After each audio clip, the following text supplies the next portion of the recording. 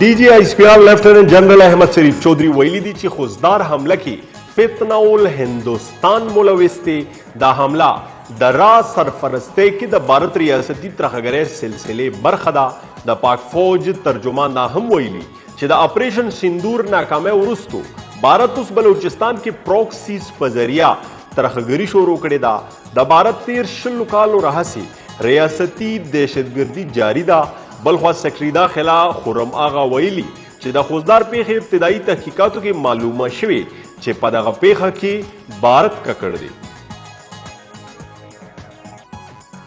پاکستان د بھارتی وزیر اعظم مودي بے بنیاد الزاماتو بیانیه مسترد کړي.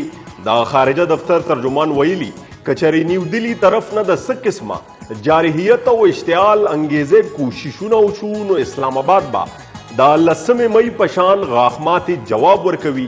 خپل یو بیان کې شفقت علي خان زیاته کړي چې د مودي حالیه بیانات صرف اشتعال انګیزه نه دا بلکې دا د منطقې امن او امان ته هم لوی خطر ده. دا متحده قانون او سلامتی کونسل د خوزدار حمله په سخت ټکو کې غندنه کړي. سلامتی کونسل د سکول بس حمله متاثرینو سره د غمرازه اظهار کړي چې د افسوسناک پیښه کې سلور سکول ماشومانو په شمول شپږ کسان شهیدان شوي او 53 ژوبل شوي دي. سلامتی کونسل دا هم ویلي دي چې ترخګر د نړۍ امن لپاره لوی خطر ده. د خوزدار حمله ذمہوار منصوبه ساز او سہولتکار د خپل انجام ته ورسولی شي.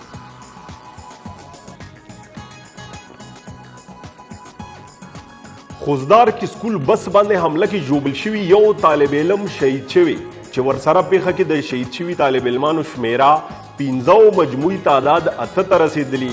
سرچینو مطابق اوس هم پیښه کې ژوبل شوي 40 نه سیوا ماشومانو او نور کسانو علاج مختلف هسپتالونو کې جاری دی.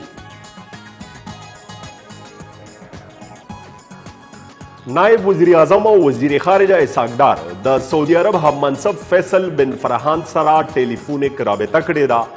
په دې موقع دواړو مشرانو دواړخیزه اړیکو علاقائی سلامتیا او نور اهم چارو باندې خبرې کړي. خارجه دفتر مطابق دواړو مشرانو د پاکستان او سعودي عرب ترمنځ تعلقاتو جایزه هم اغستې.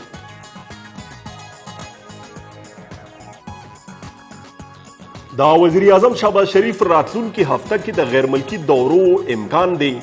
ذرایعو ویلي چې وزیر اعظم به د سعودي عرب، ترکیه، آذربایجان، قطر، یو ای او ایران دورې کوي. د دوران به وزیر اعظم دغه ملکونو اعلی چارواکو سره ملاقاتونه هم کوي چې پکې به علاقائی او نړیوال صورتحال باندې خبرې کیږي.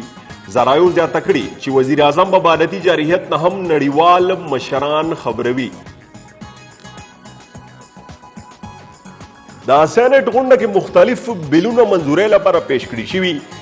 ایوان کې سیول کوډز ترمیمي بل منظور شوی او سیول سروینټس ترمیمي بل او پاکستان بحریه ترمیمي بل وړاندې شوی کوم چې نور کاروایو لپاره متعلقه قائمه کمیټو ته رسپارلی شوی.